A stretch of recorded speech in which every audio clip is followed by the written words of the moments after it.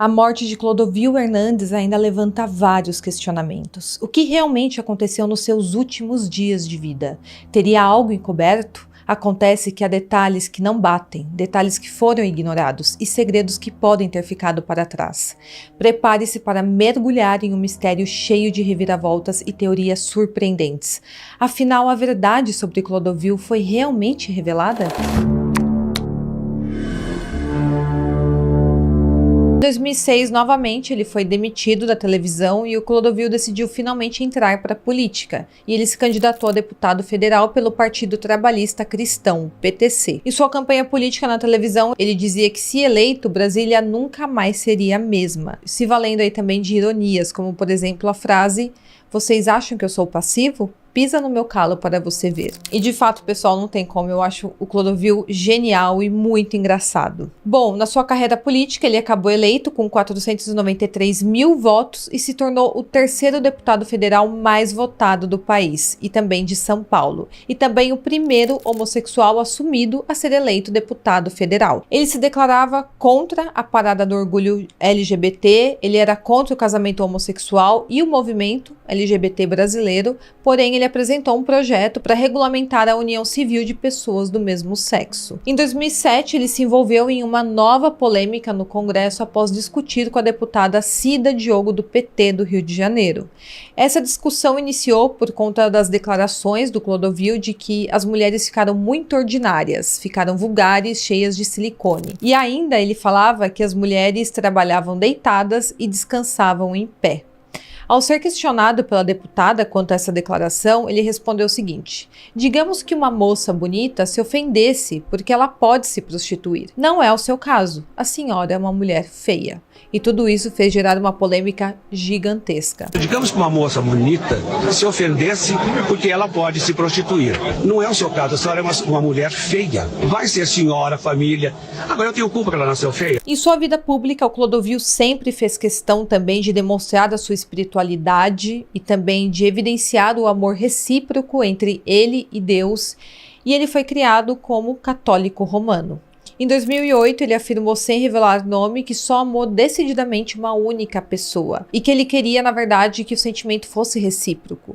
Ele falou que certa vez pegou essa pessoa e foi embora para Paris para passar um tempo juntos, e a pessoa em questão, que era um homem, segundo Clodovil, ressurgiu em sua vida no Natal de 2007, escrevendo a ele que amava muito a sua esposa e filhos, mas não tanto como amou Clodovil. Agora, infelizmente, chegamos na parte da morte do Clodovil. Eu tentei fazer um apanhado aqui de toda a vida dele, início da carreira, começo da carreira na moda, depois quando ele passou a ser apresentador, trabalhou como ator, depois virou deputado federal. Claro que eu não consegui abordar tudo aqui, senão ficaria um vídeo gigantesco, mas eu fiz um apanhado aqui dos principais elementos da vida do Clodovil para entender até a formação dele até chegar neste ponto. Então agora eu vou falar sobre a morte e em seguida sobre a investigação sobre o que teria causado de fato a morte de Clodovil. Bom, Clodovil foi diagnosticado em 2005 com um tumor maligno na próstata e ele retirou esse tumor em uma cirurgia e ele nem precisou fazer tratamentos complementares. Porém, depois disso, ele passou a apresentar um quadro de incontinência urinária. Em 2007, ele sentiu fortes dores no corpo e febre, com princípio de infarto, e depois ele voltou a passar mal na Câmara dos Deputados, quando ele teve um derrame cerebral. Dessa vez, ele ficou com o lado direito do corpo paralisado, porém conseguiu se recuperar. Em agosto de 2008, ele passou por mais uma cirurgia em decorrência das deficiências na próstata, e após a cirurgia, durante a recuperação, ele sofreu uma embolia pulmonar. Infelizmente, algum tempo se passou até que o segundo AVC aconteceu e ele faleceu no dia 17 de março de 2009, após ser registrada sua morte cerebral, causada por um AVC. Ele foi encontrado na época inconsciente em seu quarto em Brasília e foi levado para o hospital e não resistiu. O velório ocorreu no Salão Nobre da Assembleia Legislativa do Estado de São Paulo e o sepultamento teve lugar no dia seguinte à morte no cemitério do Morumbi, na capital de São Paulo. Agora sobre as teorias em volta da morte de Clodovil. A primeira teoria é que de fato Clodovil estava passando por inúmeros problemas de saúde, ele tinha um problema de pressão arterial que teria causado o AVC, e que levou à sua morte. Porém, pessoas próximas a ele começaram a dar algumas declarações estranhas depois que ele faleceu. Por exemplo, o Ronaldo Esper. Ele falou que poderia ter acontecido um afundamento craniano na cabeça do Clodovil. Perder a oportunidade de falar o que eu acho que aconteceu com o Clodovil na morte. Essa história de derrame hemorrágico, tudo bem, isso acontece. Eu sei que vai ter médicos aqui falando, não é? E outras pessoas, mas me parece que houve um afundamento craniano. Em outro programa, ele falou o seguinte: você sabe de quem era aquele projeto para redução de número de deputados? E aqui ele estava falando sobre um projeto que o Clodovil havia apresentado ali como deputado federal. Continuando aqui. E por isso ele foi assassinado. Então Ronaldo Esper acreditava que de fato o Clodovil teve a vida tirada.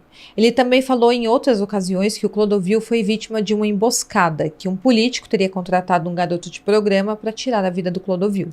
Porém, isso é apenas uma teoria. Conforme eu falei, pessoal, o laudo técnico do Hospital Santa Lúcia de Brasília indicou que a causa da morte do Clodovil foi um acidente vascular cerebral, portanto um AVC. Porém, essa causa foi colocada em dúvida várias vezes pelo próprio Ronaldo Esper. Também foi colocado em dúvida pelo Carlos Minuano, o biógrafo do Clodovil. Ele alega que o Clodovil havia descoberto um caso de corrupção milionária em seu gabinete 4 dias antes de falecer e que ele estava pronto para denunciar todos os envolvidos. O fato teria deixado o Clodovil muito abalado. E, segundo o biógrafo, isso poderia ter contribuído para o aumento da pressão arterial do Clodovil e, em consequência, ter causado o AVC. Agora, tem uma pessoa muito próxima ao Clodovil que acredita na teoria de que realmente ele teve a vida tirada, diretamente, que é a cozinheira dele. Ela não acredita que a morte tenha sido por causas naturais. Ela foi uma das últimas pessoas a falar com o Clodovil e a última conversa que eles tiveram foi no domingo, onde eles decidiram qual seria o prato do jantar a ser realizado na terça-feira, porque ele teria um jantar com o presidente da Câmara da época, que era o Michel Temer. O prato principal seria vitelo e a sobremesa seria marrom glacê. Ela conta que naquele dia um funcionário da Câmara, que era próximo do Clodovil e que ia com frequência na casa dele, apareceu ali na casa por volta das 6 horas da tarde. Ela chegou a fazer café e levar água para os dois no quarto naquele domingo e ali eles ficaram conversando. Depois disso, ela teria ido embora, avisado o Clodovil, ter dado tchau. Ela falou que viu o Clodovil deitado e que esse rapaz estava sentado em um sofá perto da cama e estava tudo sob controle. Acontece que na manhã seguinte, por volta das 7 horas da manhã, o marido da cozinheira, que também era funcionário da casa, entrou no quarto do Clodovil ali de manhã para levar a cachorrinha Castanhola para tomar um medicamento, porque ela estava doente nessa época e estava tomando medicamento a cada 12 horas. Ele conta que quando abriu a porta, viu o Clodovil caído no chão. Ele estava nu e também estava com uma marca na testa e parecia que ele também estava vomitado e desacordado. Ela conta que ele estava com hematoma na testa, como se tivesse batido, então ela falou que estava com um galo e a cachorrinha estava escondida embaixo da cama muito assustada. O marido dela até chamou pela cachorra, porém a cachorrinha não quis sair debaixo da cama. Nesse momento, o marido da cozinheira foi até a área de serviço, onde ela estava ali colocando o uniforme para começar a trabalhar e avisou que o Clodovil estava dormindo no chão. Ela achou aquilo super estranho, porque ela nunca tinha visto o Clodovil dormindo no chão, e aí ela foi ver o que estava acontecendo. E ela conta que logo quando entrou no quarto, percebeu que ele não estava deitado, e sim que ele estava caído no chão, e que as coisas no quarto estavam todas fora do lugar. Como, por exemplo, um banquinho que ficava ao lado da cama dele com o telefone, ela conta que estava caído no chão. Ela também conta que perto de uma das mesas de cabeceira estava com uma mancha de sangue perto do pé da mesa. Para Renata, a queda não seria o suficiente para causar aquela marca na testa que ele estava e também os sangramentos que aconteceram. Isso porque a cama dele não era alta e o tapete que tinha logo abaixo era muito fofo. Ela conta então que chamou a emergência quando percebeu que ele estava desacordado e quando chegaram lá, a médica o examinou e identificou a causa como possível traumatismo craniano ou AVC. Ela também falou que tinha marcas de dedos nos braços dele, como se ele tivesse sido arrastado, e ela também alega que viu 2 chamadas feitas no celular do Clodovil para a assessora dele durante a madrugada. Ela também alega que o porteiro que estava de plantão naquela madrugada falou para ela que ouviu um grito durante a noite. Era apenas um grito de de dor, um grito muito agudo e que depois ele não viu mais nada. E ainda com todas essas questões, nunca houve uma investigação policial sobre a morte do Clodovil e nem foi feita uma autópsia no corpo dele. O resultado da morte sempre foi morte natural e a cozinheira diz ainda que o motivo que poderia ter levado o crime contra a vida do Clodovil teria sido a corrupção que ele descobriu que estava acontecendo dentro do seu gabinete. Ela afirmou que o Clodovil descobriu desvios de verbas milionárias dos assessores do seu gabinete e que ele pretendia demitir a todos e fazer uma denúncia daquele esquema no dia seguinte da sua morte. A Renata foi a única que tirou fotos do local um dia após a morte do Clodovil, mostrando que realmente tinha algumas bagunças ali no quarto e também manchas de sangue no carpete. O Ronaldo Esper chegou a cogitar participar de um filme sobre a morte do Clodovil, porém ele alega que quando falou disso em seu canal no YouTube, ele recebeu uma ligação com uma ameaça e ele acabou desistindo. Então, são algumas teorias aqui que tem sobre a morte do Clodovil. A primeira, que é dada como oficial, seria a morte por AVC, uma causa natural. O biógrafo oficial do Clodovil acredita que provocaram um AVC nele quando ele ficou muito nervoso ao descobrir que estava tendo desvios de verbas, ou seja, ele estava sendo roubado.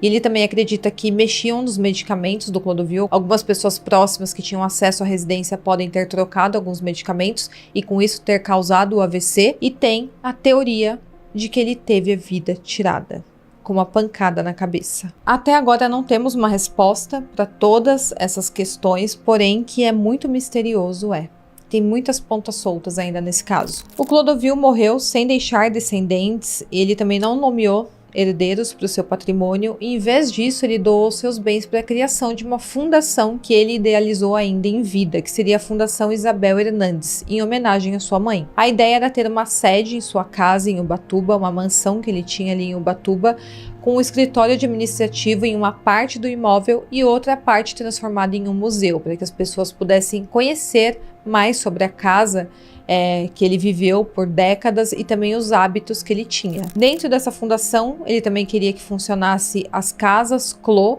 que abrigaria durante o dia meninas abandonadas e também funcionaria como uma espécie de creche, onde meninas poderiam ficar das 7 da manhã às 5 da tarde para ser capacitadas para o mercado de trabalho.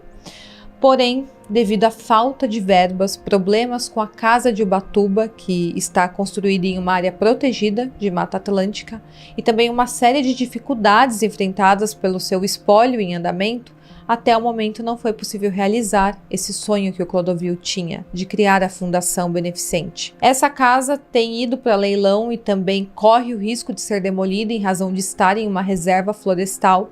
E quando morreu, o Clodovil deixou também uma herança avaliada em cerca de 3.700.000 reais. Porém, ele também acumulou muitas dívidas durante a sua vida, especialmente dos processos judiciais que ele discutiu ali ao longo dos anos.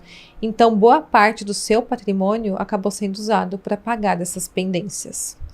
Bom, pessoal, então esse é o caso de hoje. Deixa aqui nos comentários em qual teoria você acredita mais. Eu vou ler todos os comentários e vou responder todos vocês, então já vamos conversar qual é a teoria mais plausível. Bom, então é isso e até o próximo caso.